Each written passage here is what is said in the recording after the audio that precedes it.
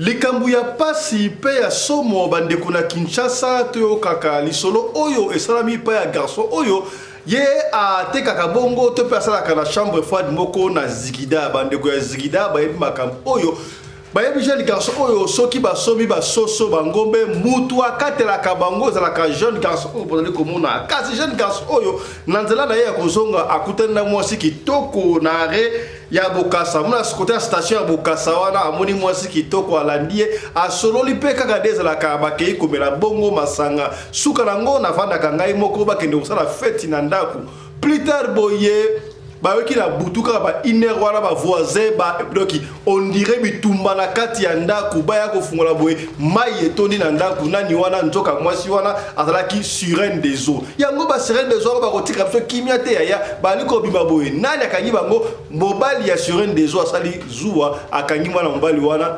niembes bayebaki yango ndenge ni kazali sirène des eaux yango lisoto kobetela yo lelo makambutina te donc bazana bonka ndenge bilinga linga alors alinga oyo alinga jour moko na butu akutana masa na biso moko boye azokende soki na hotel na Saint George donc batu bayebi ya place na zoloba hotel moko na Saint George wana babinga ngolo palme soki et alors tango bakutani atuni ndeko keyo apio bien azokenda na kende ko luka shamba kolala bi yo tikinda kunozo ke luka shamba kolala ndenge ote momio na zue kaka na nzela nde yango pe to kende na kaka abi okay na la likani mais il faut ça la keba moi sango tango bazo solola na masana solola petwana moi sango zaki jana ba déplacement kuma jambo musika ndende ko zo tuna bibe yo ndenge moi si ozo kende na bali ko tala telu milanga ke pina zo apesa na tambote iputa ebi ko binga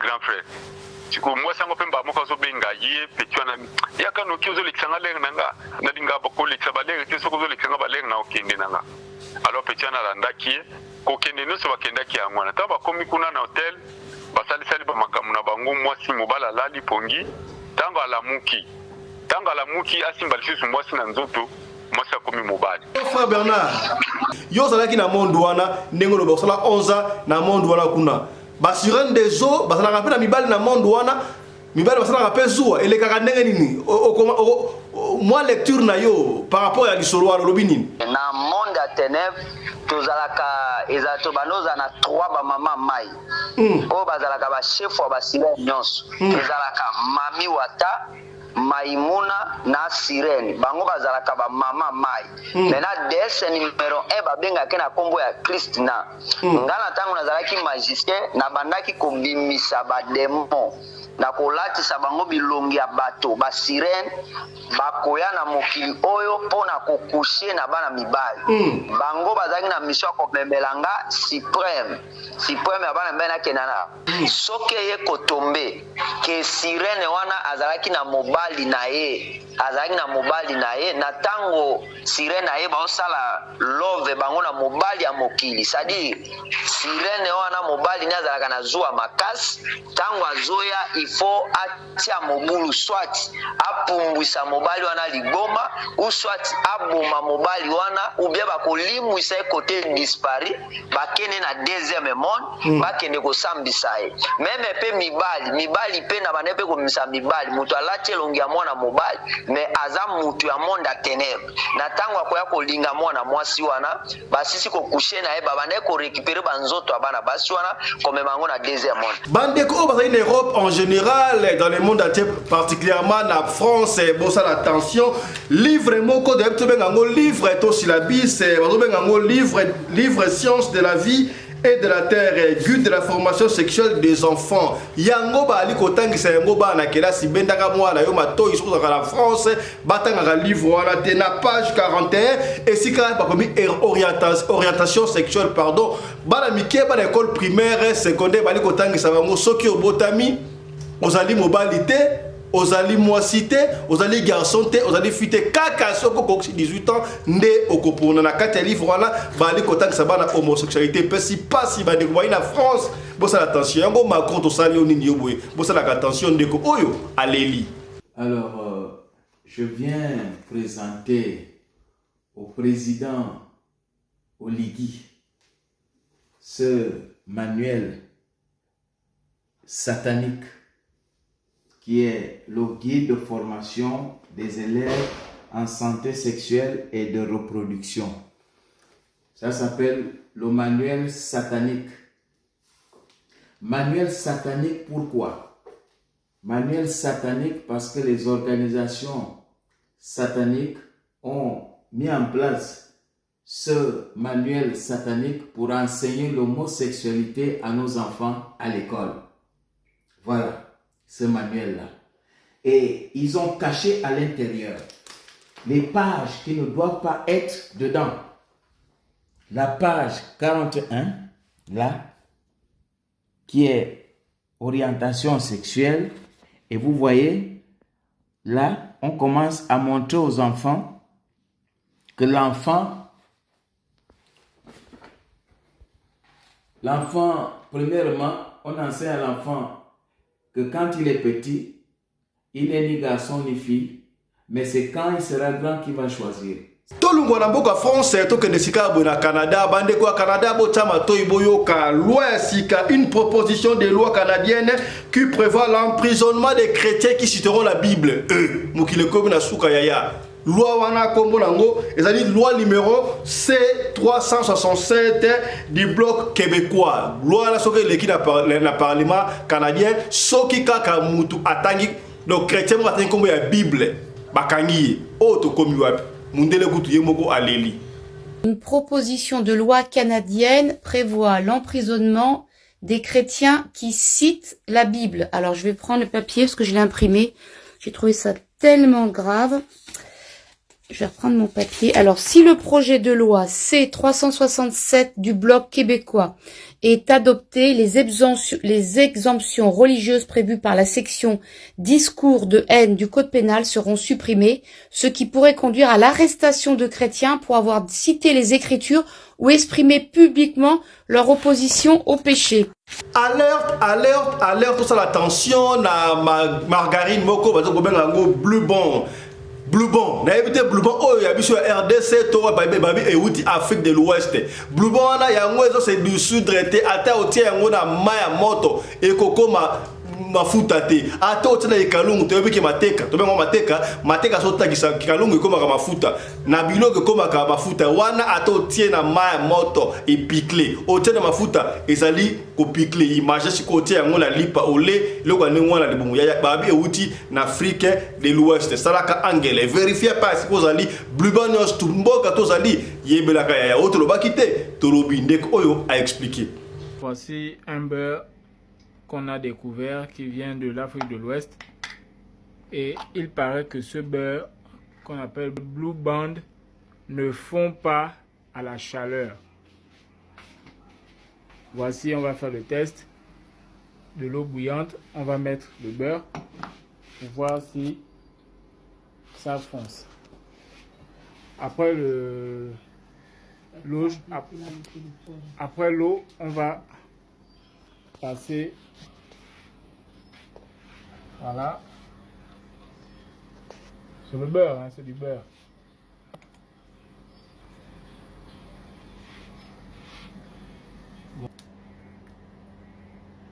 Bon, là, on continue l'expérience avec la poêle. Vous voyez, c'est allumé. Voilà. Voilà ce que... Désormais, pour la côté d'Ambongo na Congo, on a besoin de l'agence la Western Union, ba Manigram, na Johannesburg, à l'Afrique du Sud en général, ba pesibino faveur, ba pesibino moyen à côté d'Ambongo. Partout dans la République démocratique du Congo, agence Feuve Express, et allez bongo dans une ville, mais on a besoin, il y a aucun décounate, quand on a un numéro de téléphone, on a dit transfert na téléphone na yo, malamo kon décounayo partout dans le Congo azui, asa na Lubumbashi, asa na Kipushi, asa na Kisangani, na Matadi, Tina Kanyama Kasses et Goma, Boma akozwa mbongo malamoko, on a dit na poto, on a na ndekona mbongo na Kinshasa, to à partir de Johannesburg, aussi na Mbongo na Congo RDC, benga bongo bandeku agence Feuve Express.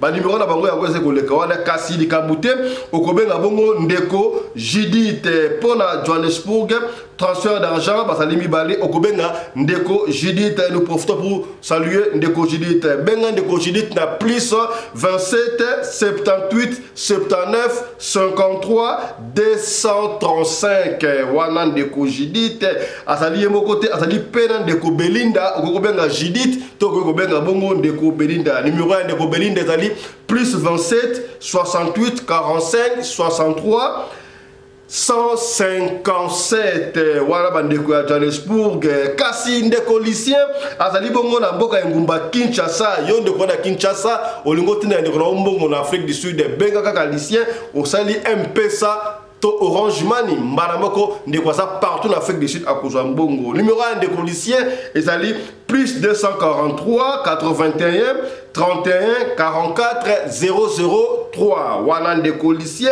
bandeko ya Lubumbashi batikali pe simate pona kobenga bandeko ya Lubumbashi benga bandeko ya Lubumbashi. Voilà, on va chercher le numéro ya bandeko ya Lubumbashi Wantanshi. Voilà, ndeko ya Lubumbashi comment on a mami sœur mami on a Lubumbashi benga sœur mami na numéro plus 243 81 17 43 388. Vous avez mami na Lubumbashi yaya osalika un peu ça, on a besoin de oya d'agence transfert d'argent kaka yaya. Au Sénégal, un peu c'est pas Mami et pas Lucien, Malaboro à Johannesburg, Awa, Ndekona, partout en Afrique du Sud, Cape Town, Mafiking, Akuzwa. Topo en Afrique du Sud, Awa, au Nikotina, Mbongo, na Congo, partout na Congo, Yobenga na Yokaka, Ndeko Belinda, Obengi Ndeko Belinda, Topo Bengi Ndeko Judith, Bakosunga Yo, Fev Express.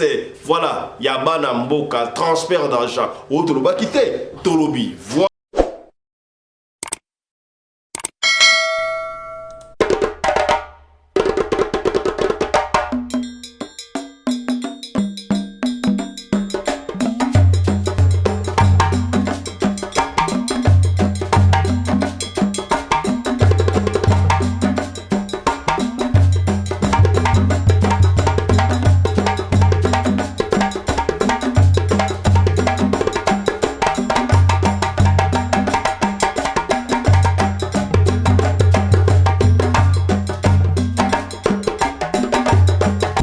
Mbinga na mwina ngolo aboya hydroquinone soki ezotambola basheri bazokoya mayanga na retrouve douce tendresse affection epa na yo nasalelo nini mpo ndimake na kupendaka sana shitakwacha pelende Mbote na bino bandeko balandi ya Radio Logo Télévision bisika nyos tubuzwami. Merci na confiance pe fidélité bo pe saka na programme Oyo Radio Lokole masolo et pas wapi tokuta na ka pona ko beta masolo ya makambo zali koleka bongo na communauté na biso africaine en général mingi ya biso batu ya mangala kombo na ngai Fiston Pelende tata ya Sedek otolanda ngai ozali na Venezuela ozali na Israël mbote na bino bana Israël balobi na biso ti na Russie mbote na bino bana Russie. Là je vois papa Mike na Russie mbote na yo on est ensemble tu yeba que na Russie bana biso donc merci na bana tu ya Russie nous sommes de cœur avec vous yaya tala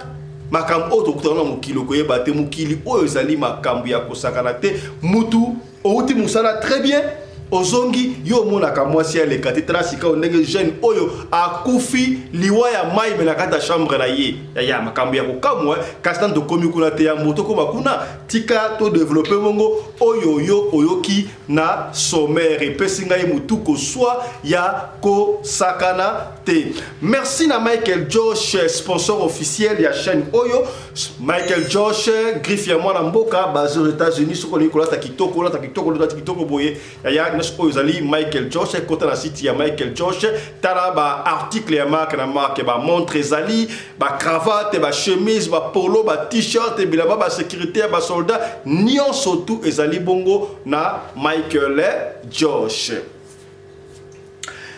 Yaya bandeko bazali na Europe en général particulièrement la France totale tout ça l'attention makambu oya mabe mingi ezali ko banda presque la France na moni ya livre moko bali ko tanga na classe livre na etbe ngo livre to syllabis comme nango livre sciences de la vie et de la terre guide de formation sexuelle des enfants na kati ya livre wana bali ko prendre bana kotangisa bana homosexualité sokota livre wana na page 41 bakomi orientation sexuelle la kati kuna bali kotangisa bana soki mwana botami azali mwana mokene école primaire de secondaire ça y ndengo ali wana tu n'es pas un garçon tu n'es pas une fille kaka soko comme na 18 ans ndenge mutapona ka identité ndeba kopona yango komona bana belé tout ça la attention ba de ba en Europe partout dans les pays développés il y a les diables et rusés ali ko enseigner bana ba ko kotsa bana ke mudago pona sexe taillé soki a commis na kimkolo ça c'est que niveau il y a une publicité il y a kibo soto il y a kibo satana ba papa ba maman tout est à bana surtout bino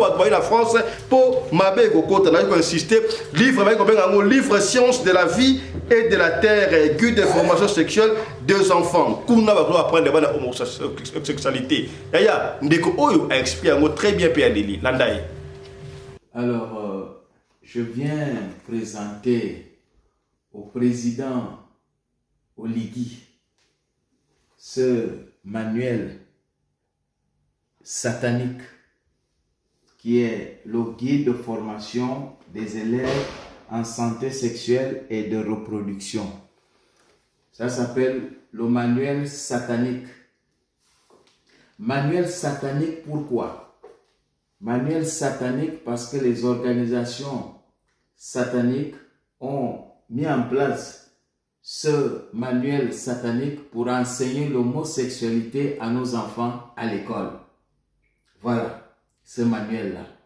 Et ils ont caché à l'intérieur les pages qui ne doivent pas être dedans.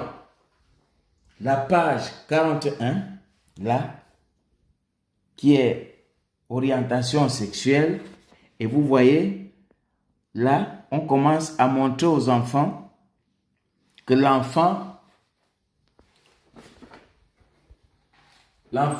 premièrement, on enseigne à l'enfant que quand il est petit, il n'est ni garçon ni fille, mais c'est quand il sera grand qu'il va choisir. C'est ça qu'on explique de la page 41 à la page 45.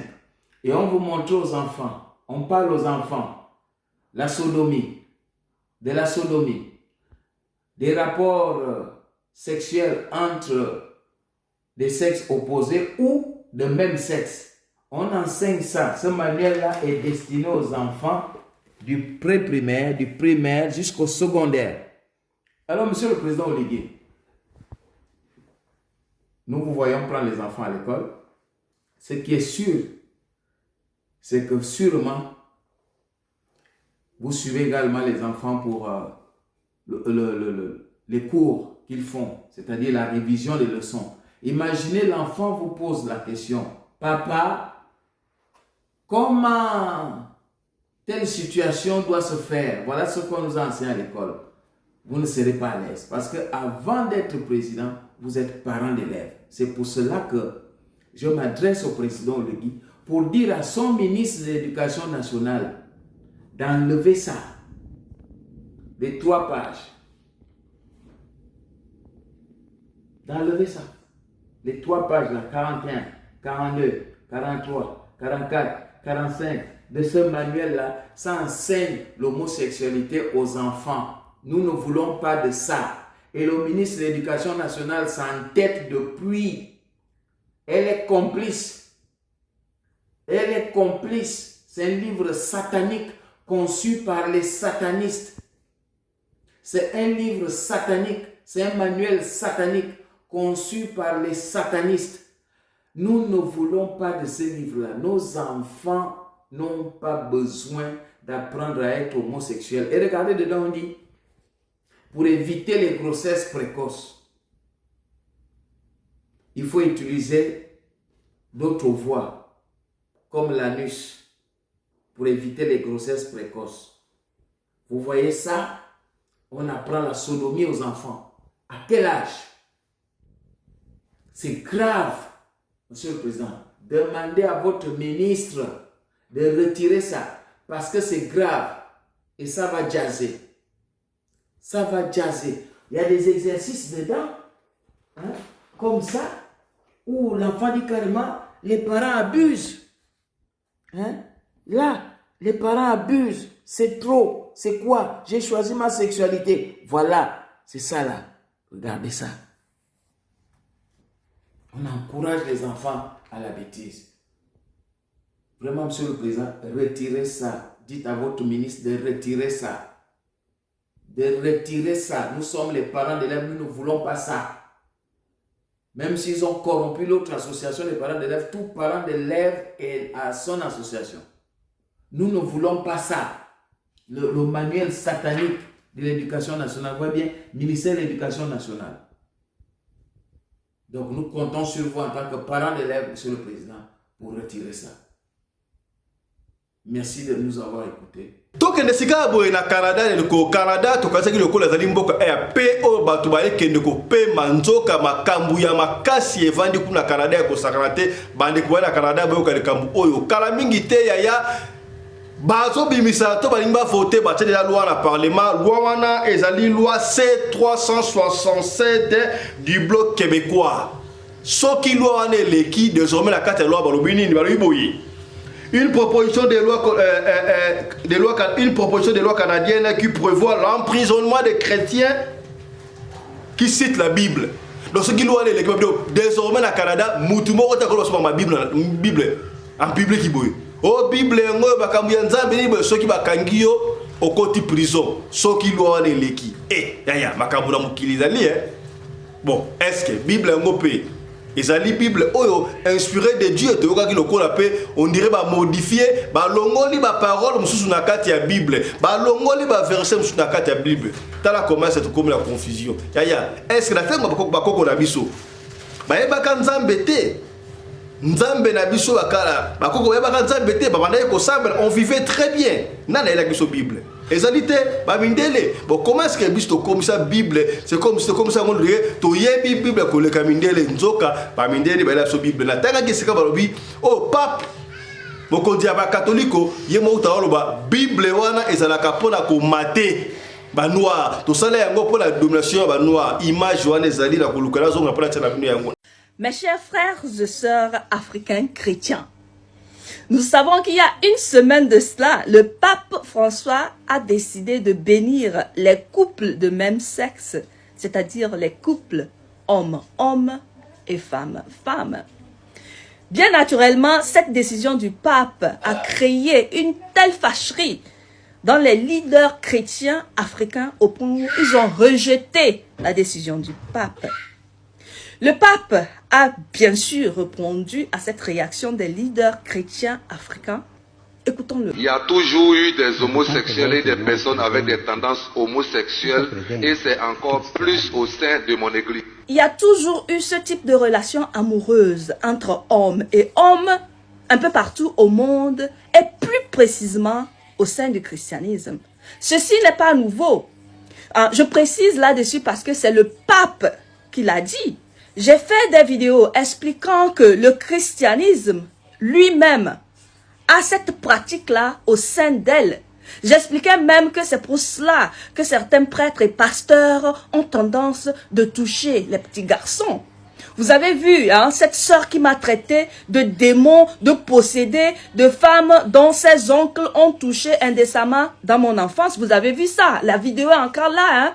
Alors ce n'est plus moi qui le dis. C'est le pape qui le dit maintenant. Les Africains doivent comprendre que les temps changent et les mentalités aussi. Nous ne pouvons pas continuer à vivre avec ces préceptes du Moyen-Âge. C'est nous qui leur avons apporté cette Bible. Elle est avant tout une tradition européenne et l'homosexualité en fait partie. J'adore cette partie où il dit « C'est nous qui leur avons apporté cette Bible. Elle est une tradition européenne, après tout. » Alors, lorsque je dis que le christianisme est une religion importée et que les Africains qui la défendent et sont prêts à tuer pour ça sont des personnes déracinées parce qu'ils ne comprennent pas ce qui se passe au juste.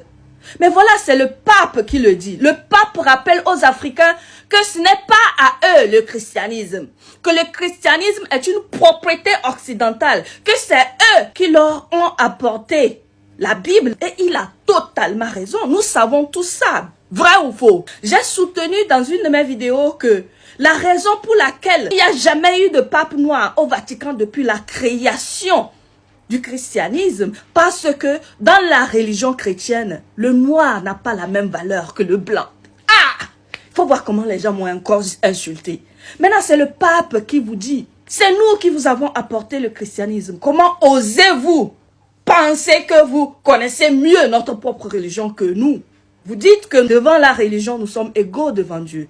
Si le pape pensait vraiment que le noir était égal à lui, pape, était égal dans le christianisme, il n'allait pas dire, c'est nous qui vous avons apporté la Bible. Comment osez-vous nous dire que vous connaissez mieux le christianisme que nous? Il a raison. C'est comme ça on traite les personnes déracinées. Je ne comprends pas tous ces vagues de protestation des chrétiens sur le continent africain. Les homosexuels sont aussi des enfants de Dieu.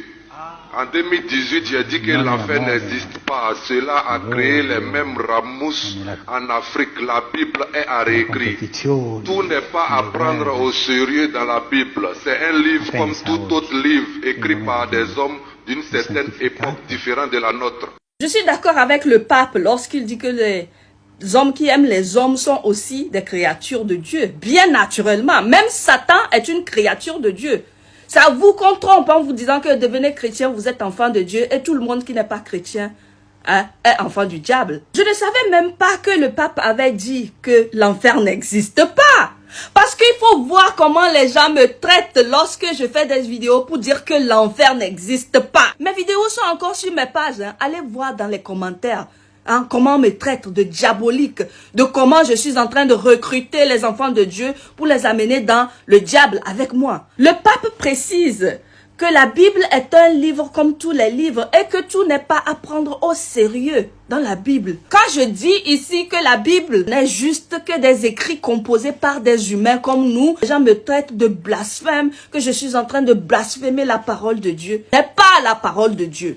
C'est un livre qui a été écrit dans un temps passé, ce temps-là qui n'a absolument rien à faire avec notre temps actuel. Dieu qui brûle Sodome et Gomorrhe à cause des homosexuels est l'une des absurdités de la Bible qu'il faut changer. Dieu ne peut pas brûler ses enfants. Le pape dit que la Bible contient des absurdités. Hein? Et vous ne pensez pas que le pape blasphème. Hein? Si moi je disais ça là, vous allez me brûler à vie. La preuve, hein, vous voulez me brûler avec le sang de Jésus. J'adore ce que le pape dit ici. Je compte apporter beaucoup de réformes à la Bible pour qu'elle paraisse être plus digeste et adaptée aux chrétiens des temps modernes. Et je compte sur la communauté chrétienne d'Afrique. J'espère que les réformes que j'envisage n'altéreront pas leur foi en Christ. Ces réformes permettront aux Africains d'avoir une place considérable auprès de Christ. Dans la Bible actuelle, ils ne sont rien d'autre que des esclaves. Et cela m'a toujours causé un problème moral de voir un peuple qui se donne à fond pour Christ être considéré comme des esclaves.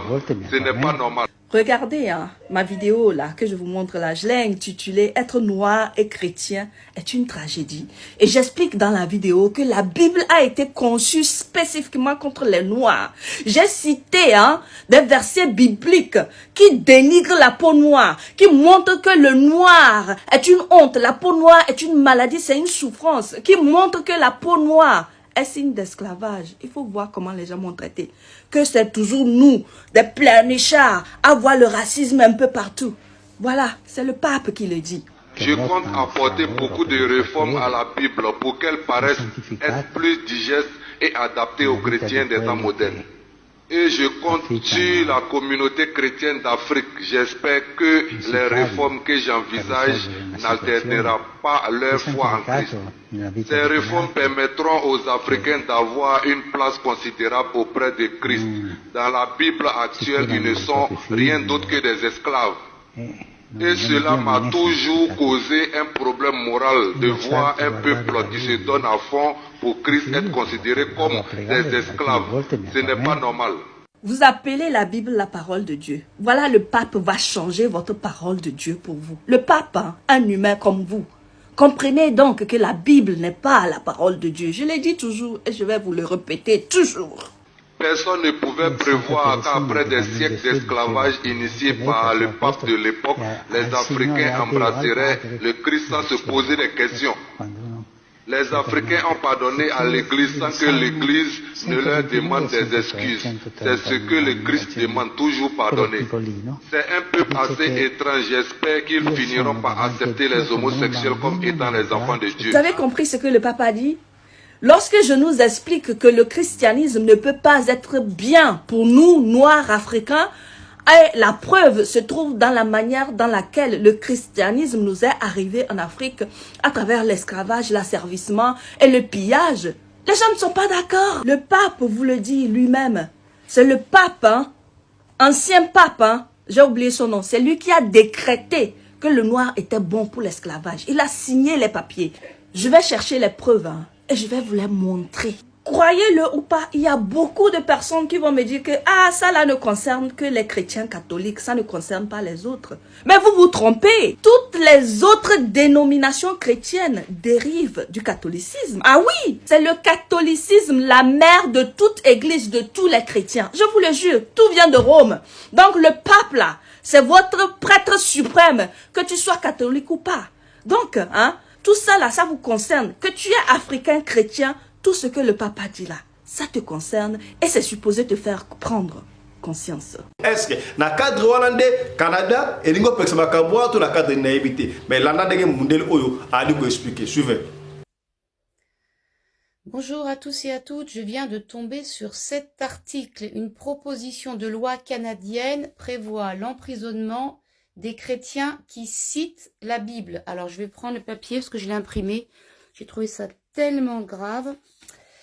Je vais reprendre mon papier. Alors, si le projet de loi C-367 du Bloc québécois est adopté, les exemptions religieuses prévues par la section discours de haine du Code pénal seront supprimées, ce qui pourrait conduire à l'arrestation de chrétiens pour avoir cité les Écritures ou exprimé publiquement leur opposition au péché.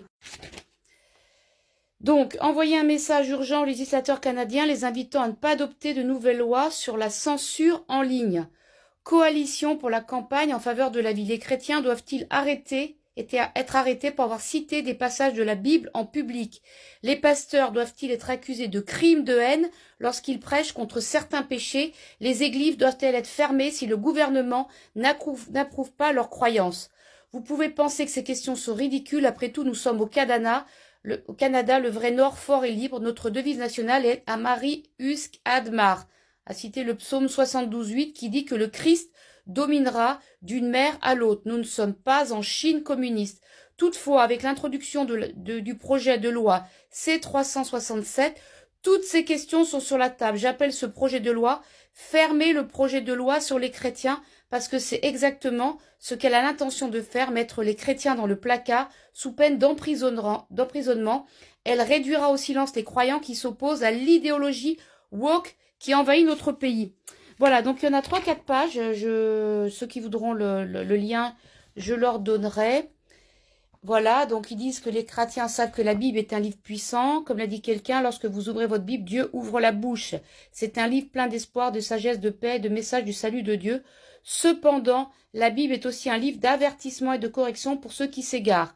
C'est un livre qui nous dit « Dis-leur, je suis vivant, dit le Seigneur, etc. » Donc, pour certaines personnes au Canada, le message de la Bible est un affront à leur style de vie et à leur orgueil. Ils ne veulent pas l'entendre, leur conscience ne peut pas le tolérer et ils essaieront de faire taire ceux qui le proclament.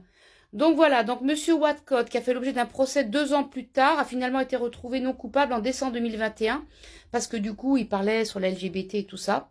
Donc, ils disent que jusqu'à présent, les accusations de crimes de haine, je vous le raccourcis, parce qu'il y en a 3 pages, contre les chrétiens ont été très difficiles à prouver en raison d'une protection importante prévue par le Code pénal canadien. Il existe une exemption religieuse dans le Code pénal canadien, l'article 319, qui stipule que nul ne peut être reconnu coupable d'un crime de haine si de bonne foi il a exprimé ou tenté d'établir par un argument une opinion sur un sujet religieux ou une opinion fondée sur une croyance en un texte religieux. Voilà, mais donc si le projet de loi C-367 passe, ça constitue une menace dangereuse pour la liberté d'expression et de religion de chaque citoyen.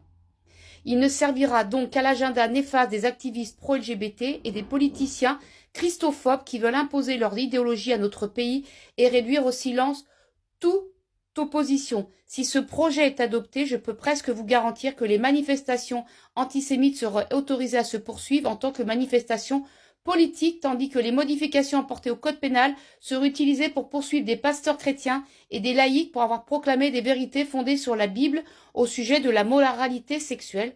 À terme, les rabbins juifs et les imams musulmans ne seront pas exemptés et tomberont eux aussi sur la coupe de l'État. Voilà, donc on a vraiment besoin de stopper ce projet. Ceux qui sont au Canada, là, qui m'entendent, je sais que j'ai des gens qui me suivent, qui viennent du Canada. Renseignez-vous sur ce projet de loi. Je redonne le numéro du projet de loi. Hop, toc, toc. Donc, tapez projet de loi C367. C'est très, très grave. On voit qu'on arrive à la fin des temps, puisqu'on sait qu'il y aura une persécution des chrétiens. Et là, si ce projet de loi est adopté, et que le Canada l'adopte, les autres pays certainement suivront, hein, puisque tout ce qui vient des États-Unis, du Canada, en général, en France, on suit. Donc, on n'aura plus le droit de parler de la Bible, on n'aura plus le droit de parler du péché, on n'aura plus le droit de parler de tout ce dont on parle à l'heure actuelle et pour l'instant, qui est autorisé. Faites circuler cette vidéo, c'est très très important. Yaya, ça la attention, alerte, yo mutolia ka beurre, mesna kolia beurre, mate ka dobenga ola kisasa, Blue Band. Blue Band ebi ke tangu tuane kokola na Kinshasa, bane kobenga, magama, salali tartine. Voilà une tarte. Na lobite que Blue Band oyo ya Kinshasa, mais si biso Blue Band oyo ezoko wuta na Afrique de l'Ouest. Blue Band oyo soko zimante kawana otia ngo na maya moto ezoko se du sous-traité. Ata otia ngo la kikalungu tebi ke soko zimante ka otia na maya zotoka ekoma ka mafuta. Ozimate ka otia ngo la kikalungu ekoma ka bongo mafuta. Mateka comme un mafuta, mais oyo ata otia ngora ki kalungu échauffé et ça va piquer le bon na waya autre ba kité torobi. La confiance ne exclut pas le contrôle. Moko na moka mekana ya soko so mateka ata wapi siko zali mekana nutanga na kalungu nanu. Est-ce que yeko mafuta to otika la kaka libanga ta expérience de quoi sali. Ibangi singa somo imagine siko ya boye olia kana ngope ekota ba bloc la kati ya libumu. Onde kwa na bela ka cirrhose de foie. Onde kwa na beli cancer. Baba cancer ustobela biloko taikulia pona nini boye mukile comme la souka yaya landa deko. Soit voici un beurre qu'on a découvert qui vient de l'Afrique de l'Ouest et il paraît que ce beurre qu'on appelle Blue Band ne fond pas à la chaleur. Voici, on va faire le test de l'eau bouillante, on va mettre le beurre pour voir si ça fonce. Après l'eau, on va passer, voilà, sur le beurre, hein, c'est du beurre.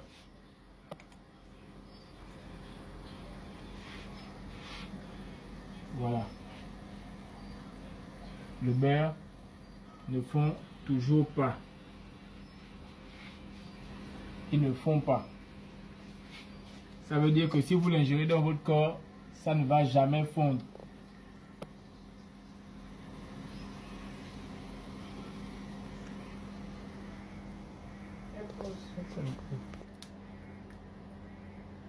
Bon, là, on continue l'expérience avec la poêle.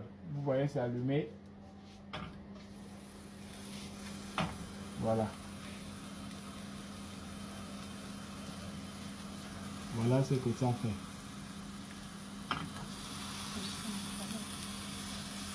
Vous voyez, ça ne fond pas. C'est seulement ce que ça fait. Donc, ça veut dire que si vous ingérez ça dans votre corps, pour manger du pain et tout, c'est difficile à éliminer. Ça ne fond pas. Attention, le beurre Blue Band.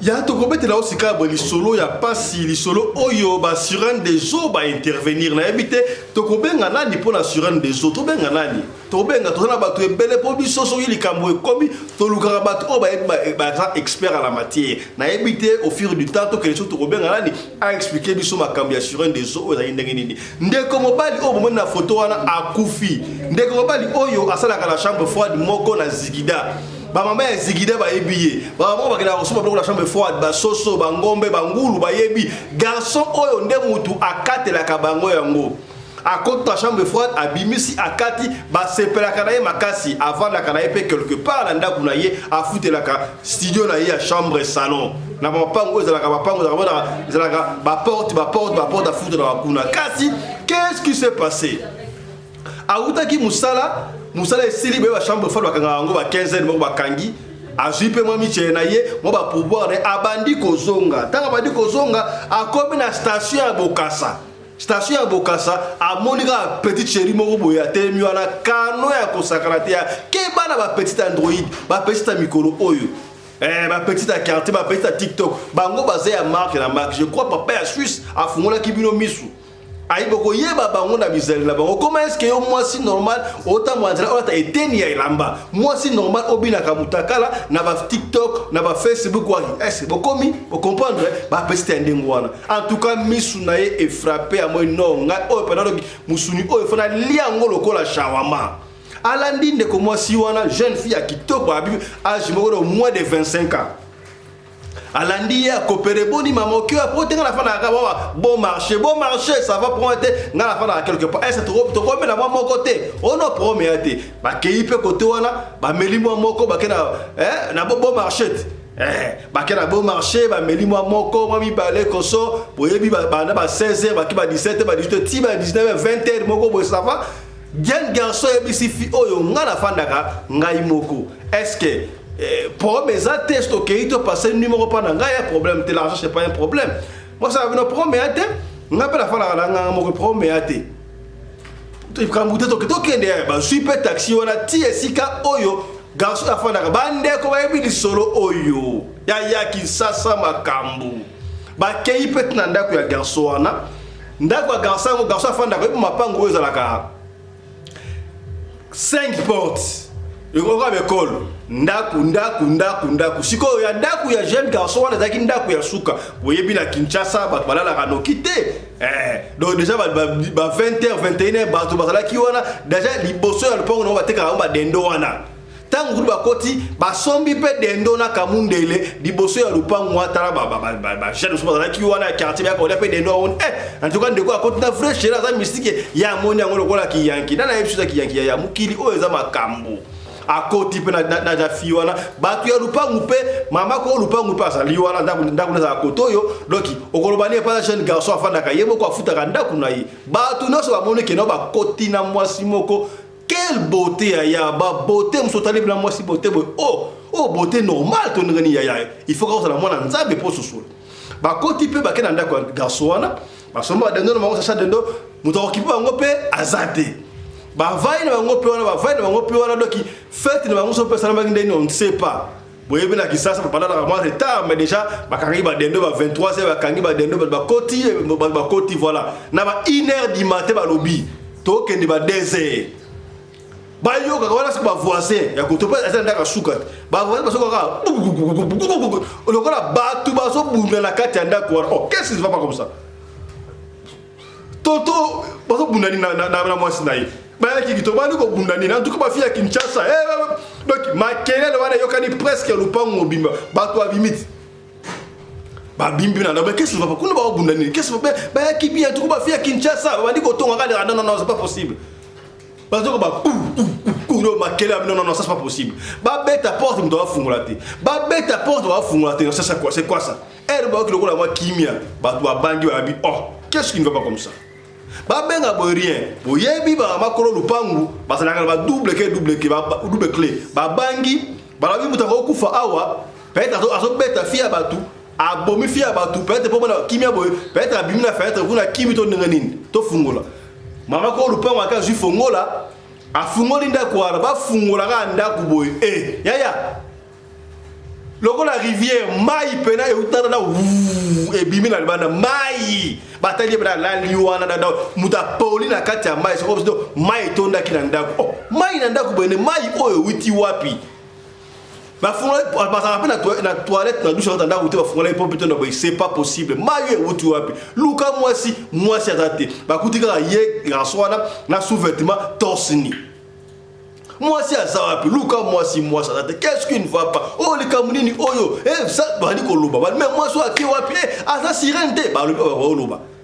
To benga pasteur kuna pasteur l'église ba pasteur ba yewana ba ko simba nini boy au nom de Jésus ba sambeli ka ba to kene ke hôpital ba suye ba ken hôpital la centre de santé boke pasteur o bisto ko kateka o boke ni ga ba mayi motere mutu abilité qu'est-ce que mai o wutu pa mi no ba église ba mi mai l'église boko ba mi mai l'église wala sambela ko mokote fata rien église simbité les pasteur ici bazaki avec la kuite on ne sait pas mais simbi na ngote église simbité bande kona eba ko benga ngona buto ba ye ba parana bande kona ye ba zuya le mbangu kutu wale na sa kabino suba kenaka vite fait ba kena e pa nganga moko songolo quelque part tala mwana biso ba mona kiye ayaki na mwasi moko boye ba kota ki bien ba somba ki dendo ba ko ba kelele kaka na wetere bindo boye sika ba fungula boye mai oyo wutu wapi nganga tala bio na zomona mwana bino yo na sa mai awa na mona ka suki na ye mbala sa mai ndenge za awa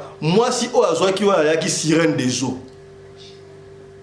mwasi wana zalaki sirène des eaux mobile na etangwa ye akuti bango a flagrant délit yango mobile na kangi a betene da kangi esclave la se na éviter il faut qu'on récupérer il faut na été sur autant et salam ba bundi simbité ti garçon wana akati motema yaya toyo kaka papa susaro alobaki yango tongo midi pourquoi ba sirène des eaux bazana biso boye moi si boté pe le karamaka cité tazo mona zo takatande mona o pena fera dia lokola shawama lokola boudin yaya osuki wapi pesi pasi ya kosakalate makamba sirène des eaux za ndenge nini nakobenga na nali to benga na mutu moko to benga frère Bernard hier zalaka na monde ba sirène esaka biso a expliquer biso ba sirène ba yaka na mukili ndenge nini to benga frère Bernard et mo a expliquer biso.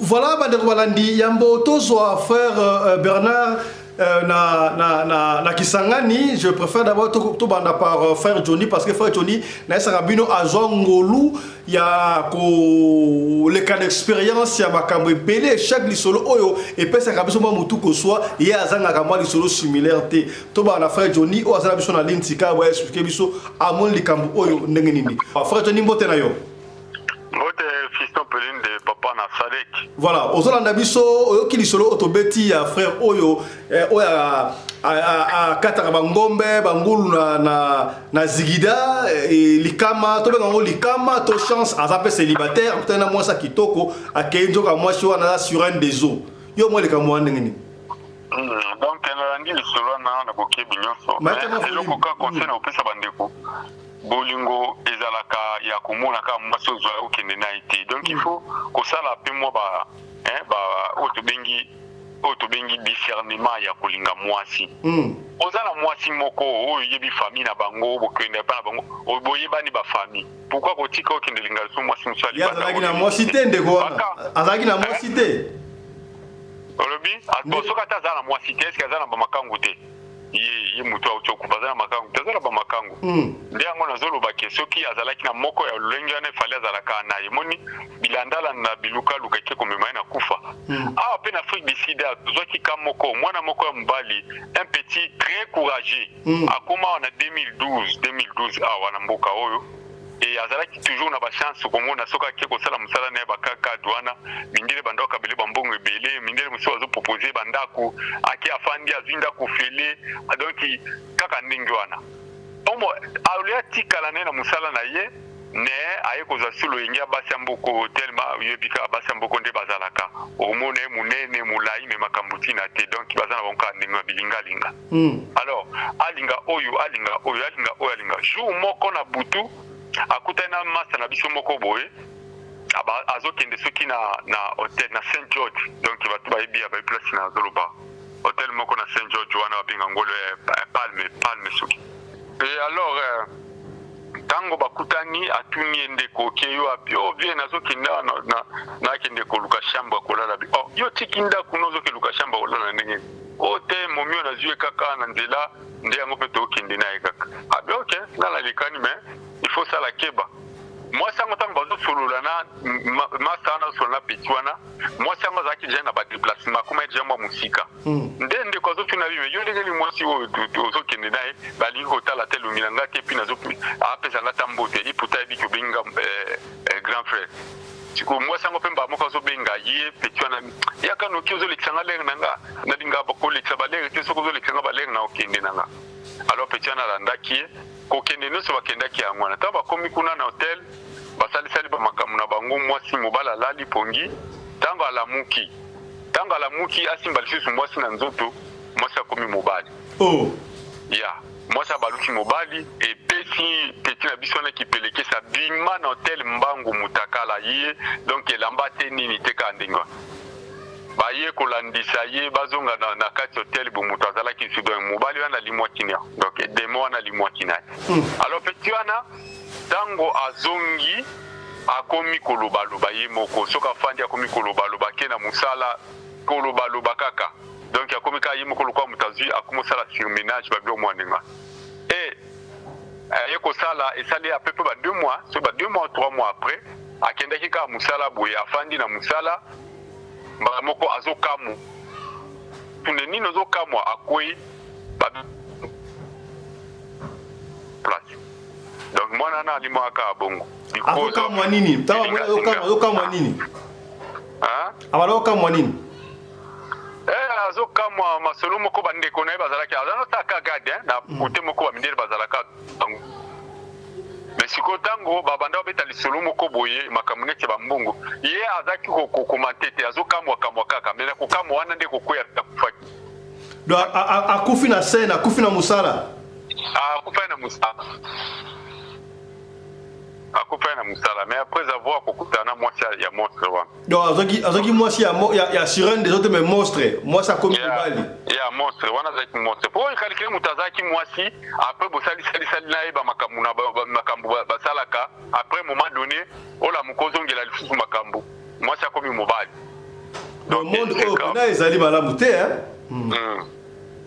donc yango ne foka batambola na bokebi po mokiliza su malamu te mokiliza deja akobeba yaona tsaka bana nzambe na bi satan asati ba piège na ye partout ba piège ya satan eza wana donc soki olingo sa bisalela na yebaka ki okozanga piège te okozanga te voilà merci beaucoup Frère Johnny comme ça to ndeko Bernard Akisangani a expliqué biso ba sirène de zona ba bimna mokili ndengeni merci beaucoup Frère Johnny merci ndekona voilà bandeko boyo ki wana pesa expérience pour les solo mususu le sebe na les solo Frère Johnny a été les solo mususu oyo et ça la bongo na Afrique du Sud na Durban et pas ga pipir pesna bango akufika ka boye pona kolanda basi yaya moi sinon tout azali moi si akolinga tala makambu ndeko oyo asigida akataki lokola azuivre petit quartier oyo alia lokola shawama mais mabe ekoti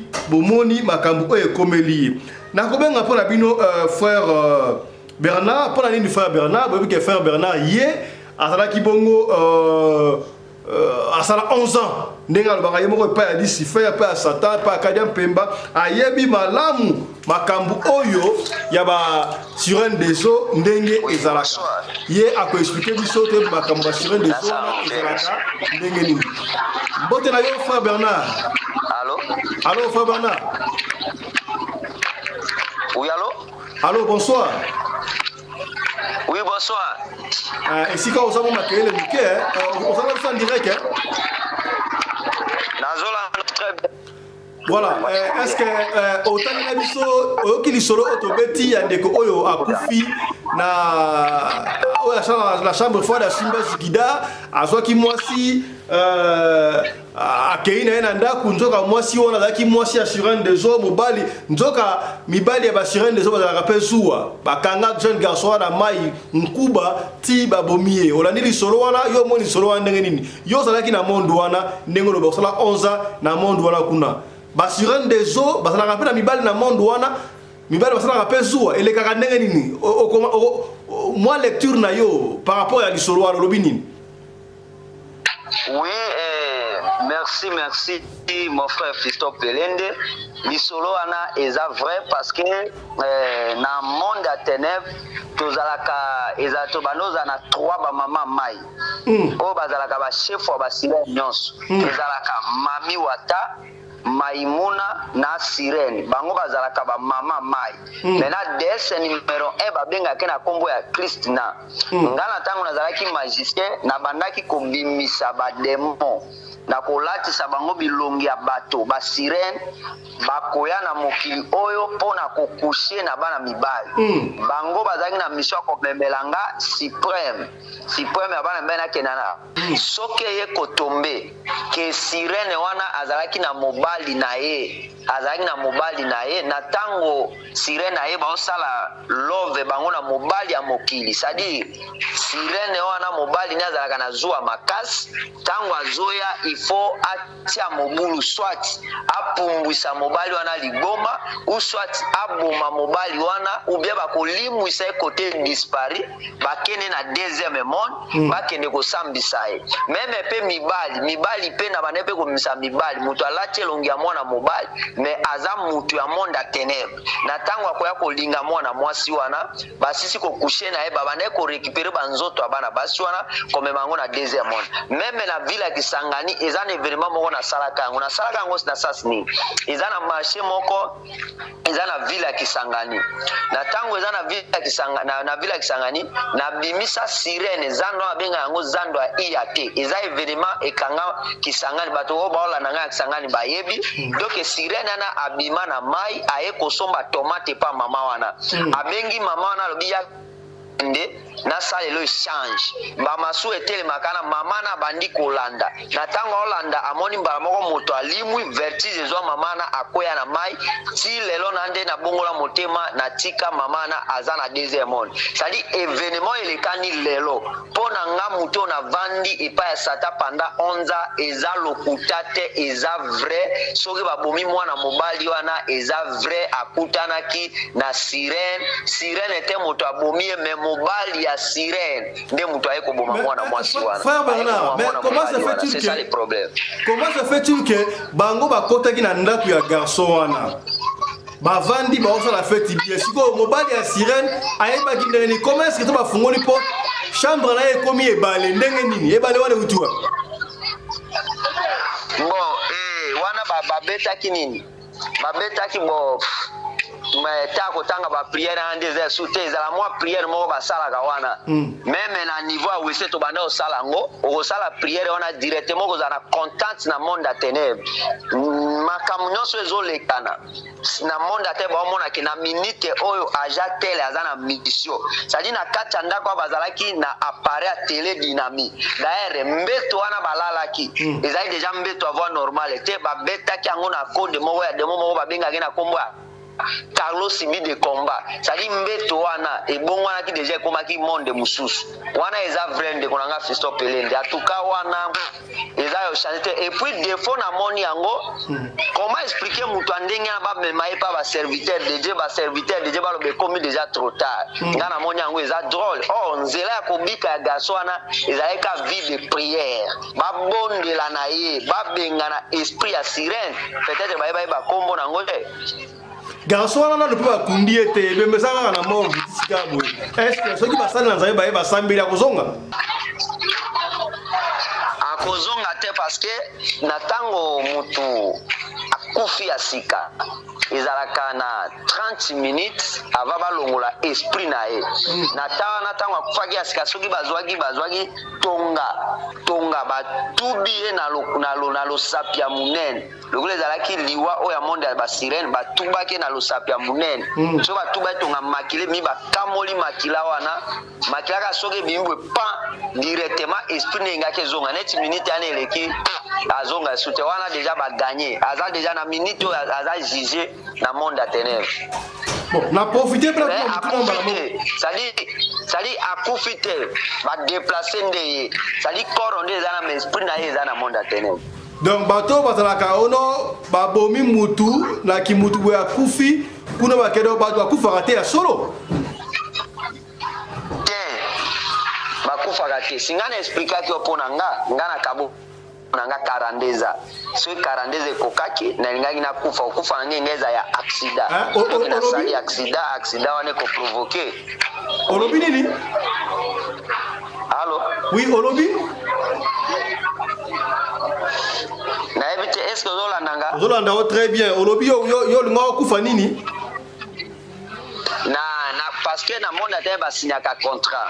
Soki oyo okota kisi na okoti kisi na 20 ans. Ba kotala na ba pare na bango, ba moni comme exemple, nzambe apesa ko 60 ans, osaeli déjà 20 ans, otike na 40 ans. 40 ans na ba okabolango mbala mibale. Ba kwe biso 20 ans eza orenye na mokili. Oyo 20 ans pe okoya ko renye na mokili ya deuxième monde. Nde ba kwe biso jour oyo kokufa, mutu nyonso amoli ayebaka jour akokufa akoyeba yango malamu. Lokola nga na yebaka oyo anga toyokanaka na Satan, soki na kokisi 42 ans nde na kokufa ngo kwa kolongola mokilo na ke na deuxième monde na koma démon na koma kosalela bato. Sadi na ngana kufa ndenge nini? Na ngana sala voyage toko sala accident. Après accident na kozwa choc munene na lokolo, après choc eko provoquer bakatinga lokolo. Tango bakatinga lokolo wana ta bakatanga lokolo na tike déjà na 2 ans. Ina ne na kobika bien na komo tamwa na babeki, ina ne musu lokolo ne ko provoquer, tango provoquer date na nga 42 ans tango ezokoka directement pe bato bamoni ondire na kufi nzoka na ke na deuxième monde na ke kosala musala. Mutu oyo Satan bomaka ye azalaka te, bato nyonso badeplasaka bango. O ngume sanzaka mbongo eza nguma ya serpent te, o bague magique, o chaînette magique eza mutu oyo bomie nde bakesi na monde ya ténèbres babalusaka ye chaînette soit babalusaka nguma na musala oyo azosala nde aye kosanza c'est ça le problème. Donc na simbi eloko boko lobi wana soki mutu ana ba mutu ya mondo wana sala kabloka ya tata wana ya molili alingia kufa bayeba jour akufa. Donc ndenge papa wemba akufa na scène ayeba ika akufa. Oui, okoyeba nyonso ke lelo ndenga na okile bo ezalaka nango na so monte omoni monde ya ténèbres ndeko na Fisto Pelende bisengo eza kuna na bakonde tozalaki na oyo biso tomonaka awa kuna eza nango bien mutu ye moko osepela bien omwe na bima na ngai na voyager et puis tango yo kufi même lisolo moko yokaki so ya ndeko moko bolobaki bamoni ye na bamboka wana mutu amona ye nga na kondimisaki mutu wana amoni solo me mutu wana amoni nde aza mystérieux parce que na tango yo basacrifie yo neti nazangisangani boye basacrifie nga batinga na Afrique du Sud bakomki meme batekeli nge epai ya mutu oyo mpe aza na kisi balobi somba mutu oyo akoma kwa travailleur na yo donc mutu wana kotianga na boutique nazotekela bato baza na bomoi biloko mais condition miso na nga na yo ekutanaka te nga so na ngi nazwa mbongo na maboko no ifo naluka na gumba elongi na se parce que na moi miso ya mutu akufa nanu te ebetaka makasi yo okokotala ete donc okosala neti mutu agumba elongi. C'est ça le problème. Donc na ningi otele bosimba na leloko wana donc tango tokendaka na barestaurant na basupermarché bisika okoyeba ndenge ndenge mutu oyo aza mutu ya kokufa azongi na mokili epuis mutu yango soki azongi na mokili azalaka mundele azalaka indien to mutu mwindu te soki okufaki noir bakozongisa yo mais okozala na elongi mususu soit bakozongisa na elongi ya voix normale maintenant okodécouvrir bato wana ye akokotala yo na elongi te ke elongi ya bino mibale ekutana ekoka te soki mpe bamemi yo epai ya demo babengaki masterwal bakosala okomi système ya dédoublement veut dire bamoni yo awa na nini na Kisangani bamoni yo na Afrique du Sud bamoni yo na Lubumbashi nde babiloko wana président ya biso ex Mobutu bazalaka nango donc esprit ya dédoublement donc oza moko me baomono ebele oui na niveau ya domaine ya magie okozonga donc okufa mpenza bazongisi mpe yo okomi kotekela bato biloko mais soki moto ayebaki yo bien lokola nde naboyinga nakufaki moto ayebi nga bien condition ezalaka moko soki amoni ngai atali nga na miso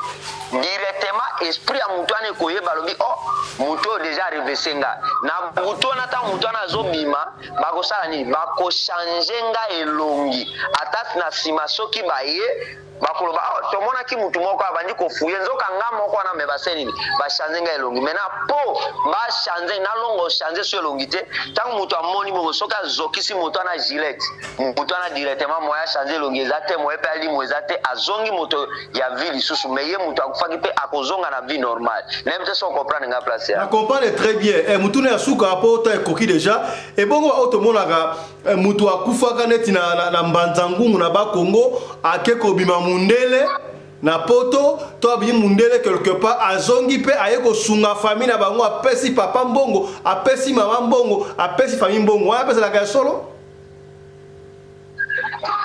donc abimi na sasi nini kobima na sasi ke ye moko aye na lisolo moto betaki awa ndeko akufaki na bakongo azalaki motu mwindu mwana mwasi nzoka akufi ndeko bakufaka te kuna ake kobima mundele na poto autaki poto abali pena mobala mosusu ya mundele baye sikoyo epai na bango na bakongo baye na cadre ya visite bapesi aye kopesa biloko ya kolia epai na bango biloko ya komela ekoso bazalaki na matanga moko quelconque mama na bango a reconnaître ke mundele oyo mwana azalaki mwana na ngai epai aye kondima yango ndenge wana eza phénomène nini bon ezalaka vrai soki babomaki mutu wana parce que nde baboma bato eza na badomaine neti bato bazwa bango babobomi ye otie na zamba aselo bilanga aselo bashasa koboma banyama apeselo bambisi bango bakatelo babilanga bango to bana kopesa bango bacondition okoki kolia mungwa ya biso ya biloko te donc na zamba bango baliaka bamungwa moko ya bokoko ya basenzi soki ali mungwa ya voie normale mutu wana kobima mboka na voie normale bomoni pe ke mutu wana kufaka azongi c'est vrai parce que aliaki mungo bato baliaka condition ka yango wana maintenant oyo lobi ya mundele soki ezaki basacrifiaki ye akozonga sa problème aozonga neti pe baza chanzaki elongi akotaki na prière ya monde ya masterwal masterwal eza de mois dédoublement wana eza nango penza eloko pongane na biki na sata oyo namoni ke eza yango te noyebi biso yango te mais soki oyoki nga na ndimi c'est que eza vrai eza bahistoire oyo elekanaka eza bahistoire oyo elekanaka donc siko famille ya garçon ya kufi donc bazala le soir c'est que ndeko na bango akozonga to ndeko akozonga un jour bon nayebi grandeur oyo babomelie te meme photo ebembene ndenge elali namoni te nayebi te so ezalaki namoni photo na ye nakotala nayebi ke oyo omo eza boye parce que omoni elongi na ye no elongi na ye yango tomoni yango na video tomoni elongi na ye yango wana garçon akufi tomoni ye no omoni ye te oyo atie baekutere na matoi namoni baolekisa yango nde vivant namoni aza nde photo na photo ebembe. Voilà, merci beaucoup frère Bernard. Je crois prochainement tu vas nous pour expliquer ça davantage. Hein. Merci beaucoup. Hein. Ok, ça va, pas de problème mon frère. Na CPI Ming, na nyonso zaka usunga bana nzambe. Donc ba événement na eza nango vrai. Ba événement ngako nango episode na aboya ndena na kisangani. Atani abongo motema ngana na yebi pe na sina ki na ba boutique na ba magasin wana batu oyo ngana sacrifice ngona teka bango pa batu me ba famna ba bazana kisangani ba yebaki ndeko na bango akufa me baza ba oteka na magasin pe bazali ti lelo pe bazali ba oteka. Merci toko songela osusu. Voilà, mesdames, messieurs, c'est pratiquement la fin de cette émission. On se retrouve prochainement avec un autre numéro de l'émission Radio Le Collet, Masolo, sur votre chaîne Radio Le Collet TV. Merci Nama Marina, Laris Pelende, la femme à la taille d'une tige spaghetti qui a été au four et au moulin. Yemoko la caméra, Yemoko la réalisation, Yemoko la régie les lots. Allez, portez-vous bien, santé de fer à tous. Chap chap et tchara. Bien-aimés dans le Seigneur, habitants de Kinshasa, ceci vous concerne. L'église pentecôtiste de Macampan du Congo organise 4 jours de délivrance et miracles sous le thème « Comment sortir de la prison spirituelle ». Les orateurs, le révérend Jonathan Mouela, Wamaki Nyangi, le représentant légal de l'EPMCC, et l'apôtre Nathan Francisco Bakulumba de la France. Retenez la date du mercredi 20 au vendredi 22 mars 2024 de 17h à 19h et le dimanche 24 mars de 8h à 12h.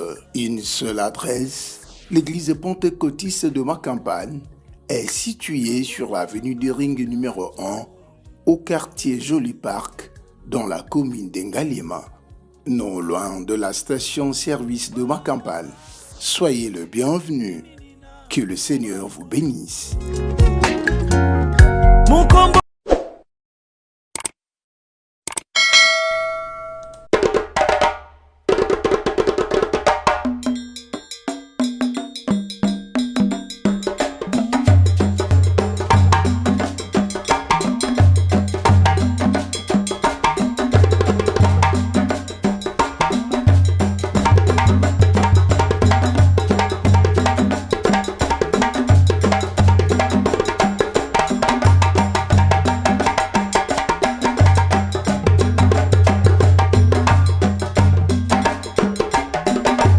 mobali mbinga na mwina ngolo aboya hydroquinone soki ezotambola basheri bazokweya mayanga na retrouve douce tendresse affection epa na yo nasalelo nini mpo ndimake na kupendaka sana shitakwacha pelende wenjoro